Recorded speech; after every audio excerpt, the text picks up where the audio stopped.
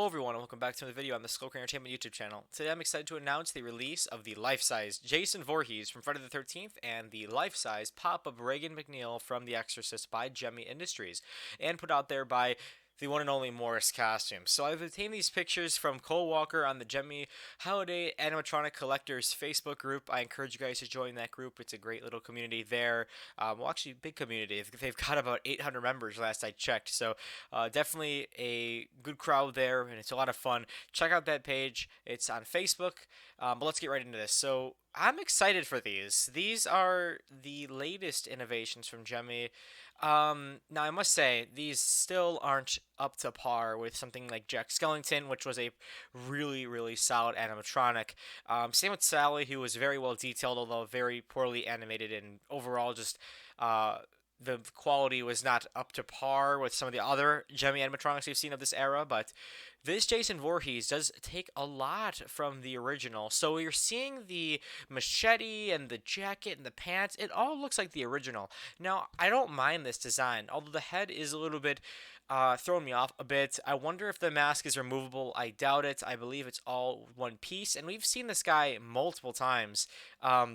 I believe it's been 2 or 3 years for the amount of time that Gemmy's been trying to release this character and never has gotten the rights to do so, with the whole suit with the Jason Voorhees rights and who owns them. And it's been quite a mess for the Friday the 13th crew trying to figure out who owns the rights to this. But I'm happy to see that they're actually pushing for it. We've never seen this image before, and this one is very cool. I'm hoping it has more animation than, for say, Freddy. He has a very cool machete arm that looks like it's going to swing up and down like the monstrosity of the life-size Michael Myers. Now, I'm hoping to see some head movement. Body turn is probably too optimistic. We haven't seen that in a long time from Gemmy. But I'd love to see some head movement and then that machete swing up and down. Eye movement's not really needed with this character. It wasn't needed on the original, and it won't be needed here, I don't believe. But I'd love to see as much animation as possible, especially for the MSRP of $280. Now, Morris always throws out these ridiculous high and just overall wild prices for their animatronics from the retail standpoint, even though their wholesale prices are typically a bit less. Now, I will do my best to wholesale these if these are really cool. I have no problem doing that. I'll get these on the Skull Crane site. You guys will be able to buy them, use your coupon codes, gift cards, all that. I'm hoping it's a good prop, though. Hopefully, it has the original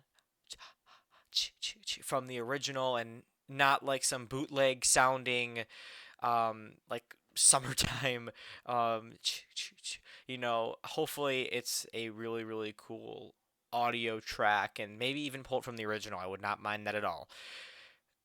As you guys know, Michael Myers with that audio is atrocious, and I'm hoping this is a much better character, and I hope it does turn out to be one of the better life-size Gemmy animatronics of this era. But the next one is one I'm more excited about, and that is going to be the life-size Reagan Mcneil. So this one is the first Reagan prop I've seen in a while. They stopped producing those ones by Morbid Enterprises as of recent. I still think those are visually appealing better. I think, or at least they look better. It's more true to the film, even though neither are really close to the film. I think both of them sort of fall back on the film. There's also the Rising one, which is really cool, but never was too big a fan of that one just because of how little opportunity it poses for haunters to put those in their themes unless they want to do a whole bed scene, and if they do, that's incredible. But that's a story for another day. We're looking at this character right now, and her detail is definitely lackluster when it comes to the overall cosmetics. The face mask, people seem to be giving it more credit than it deserves. I think it's really cool. I think it's one of the better ones we've seen from Gemmy. Still not perfect, though. I still think the original did a little bit better job than, for, say, this Gemmy one. Now, still, I'm very excited to see this in action because I had a goal to make this the first animatronic I produced in-house, and I was actually looking to build the mechanism myself and really do something really cool with this. I contacted the Warner Brothers directly for the rights to use the character, and unfortunately they declined it because they were already developing with another manufacturer, and I was like, okay, let's see who it is, and it turns out it was Gemmy. I would have never expected it to be Gemmy over, let's say, Party Time Costume or Crazy Create, but I think this is going to be a good one because it has that pop-up animation, which I project will be similar to the pop-up Reaper and the other pop-up characters that Gemmy's put out this year. I think there was one more outside of the Pumpkin Reaper. If I'm mistaken, let me know. Oh yes, there was a ghost, I believe. And those were really cool in terms of animation. I didn't really care for them too much outside of that, but this one's going to be really cool.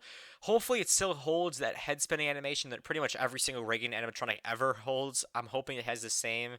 It'd be a missed opportunity if it doesn't. And then mouth movement, of course. It is a latex mask, so I'm hoping that we do see some mouth movement. These are prototypes and these aren't final, but these are much better than what we've seen from Gemmy in the past few years. I mean, the werewolf from the Willows is just ridiculous. And I'm hoping that we see these in stores too. Like, I hope they don't end up like that techie gravedigger that only showed up in like Party City at select stores and that's it. I hope we see him all over the place, or these two characters.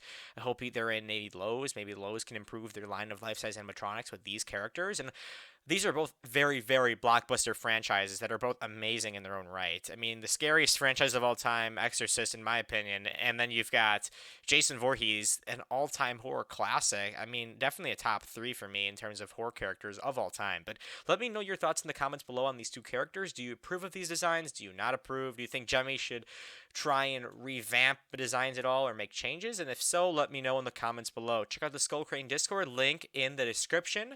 Check out my site, skullcrane.com, and as always, happy haunting.